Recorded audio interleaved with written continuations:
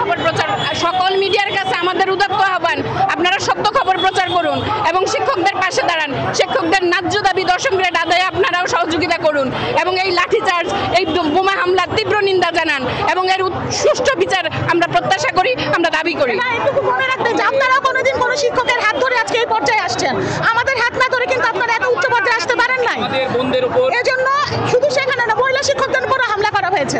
আমরা কিন্তু শান্তিপূর্ণভাবে ছিলাম, কেউ কোনো কিছু করে না। আমাদের হাতে কলম, তারা আমাদের উপরে গ্রেনেড ছুড়ে দিয়েছে। এটার আসলে সঠিক বিচার আমরা চাচ্ছি। আমাদের শান্তিপূর্ণ অবস্থান, আমরা শান্তিপূর্ণভাবে অবস্থান নিচ্ছিলাম।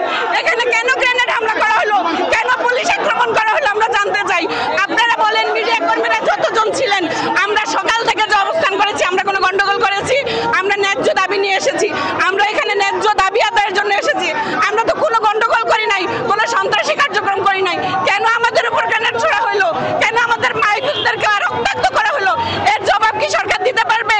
আমরা যদি একটা রাষ্ট্রীয় গণতন্ত্র আদায়ের জন্য এত সংগ্রাম করতে পারি, তাহলে আজকে কেন আমাদের এই অবস্থা? আমাদের উপর কেন পুলিশ লেলিয়ে দেওয়া হলো আমরা জানতে চাই। আমাদের জন্য, আমরা আপনাদেরকে মানুষ বানাইতে পারি নাই, পুলিশদেরকে মানুষ বানাইতে পারি নাই। আমাদের লজ্জা, লজ্জা, লজ্জা।